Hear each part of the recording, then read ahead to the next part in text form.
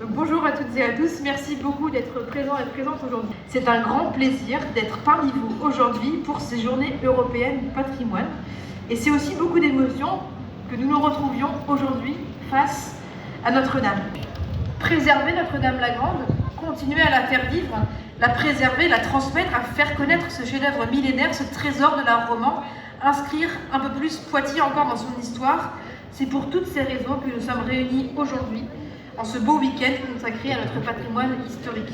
Il est urgent de sauvegarder les peintures de la voûte du chœur, au risque de les voir disparaître. Ces peintures sont inestimables, c'est pourquoi nous allons nous y employer le plus rapidement possible, notamment grâce à la Fondation du patrimoine qui a attribué 273 000 € destinés à la sauvegarde de ces peintures au titre du fonds Impact dans la catégorie coup de cœur et du fonds Patrimoine roman.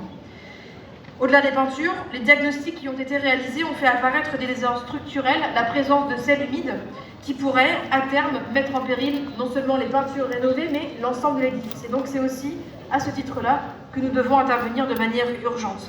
Et donc c'est pourquoi la ville de Poitiers a lancé un vaste programme de restauration intérieure de l'église Notre-Dame, avec un engagement de la ville de Poitiers de 2,5 millions d'euros sur un coût total de 6,5 millions d'euros. Ces travaux s'étaleront sur une durée d'environ 2 ans et demi. Ils commenceront fin novembre, début décembre, pour une réouverture prévue pour l'été 2027. Cette importante mobilisation, vous le voyez, témoigne du profond attachement au territoire, à l'église Notre-Dame. C'est pour ça que nous avons décidé de lancer une collecte ouverte à toutes les Poitevines, à tous les Poitevins qui souhaitent participer. Alors merci beaucoup à vous, merci à tous les contributeurs. Notre-Dame est une aventure débutée maintenant il y a 1000 ans. C'est une grande fierté, un grand honneur et beaucoup d'émotions que de s'inscrire tous ensemble dans cette continuité. Merci à vous. Bonjour, merci Madame le maire de m'accueillir une fois de plus parmi vous et de m'exprimer face à ce monument absolument magnifique qui sera restauré donc très prochainement. Cette restauration qui est envisagée aujourd'hui est en fait l'achèvement, l'aboutissement d'une très longue campagne de travaux qui a commencé il y a une trentaine d'années.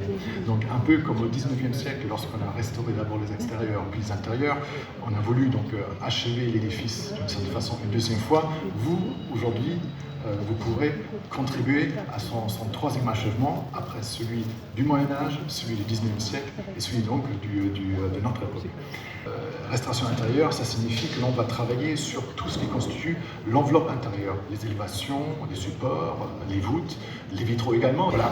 Donc en quelques lignes, ce magnifique projet que je suis très heureux de pouvoir partager vous, parce qu'on est vraiment dans l'idée du partage. On a constitué une équipe très collégiale avec la maîtrise d'ouvrage, les partenaires scientifiques de la DRAC, Fondation du patrimoine, toutes les personnes, le clergé évidemment, qui entourent ce chantier et dont la présence est indispensable. Et bien vous êtes un peu le maillon qui complète cette chaîne qui, si elle n'est pas totalement intégrale, ne pourra pas assurer l'aboutissement du projet.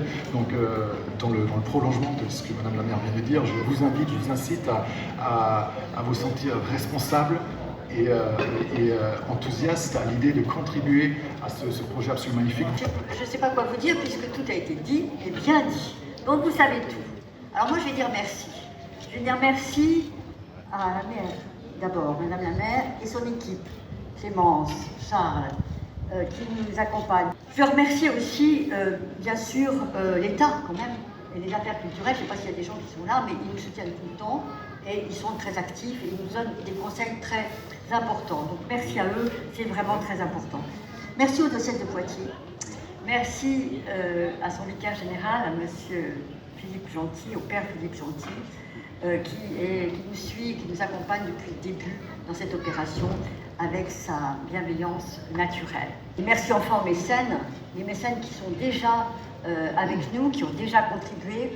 Le premier d'entre eux, Madame la maire vous l'a dit, c'est la mutuelle de Poitiers, mais il a été accompagné de pas mal d'entrepreneurs et nous n'avons pas fini de les convaincre. Nous allons ouvrir la collecte publique, grand public. Vous ferez quelque chose de bien parce que vous participerez à la transmission d'un joyau aux générations futures. Nous avons hérité de ce joyau. J'espère qu'ensemble, nous le restaurerons. Merci. Alors, la Fondation du patrimoine, met le premier siècle et tous vos siècles, vous êtes sûrs, iront au financement de ces beaux projets.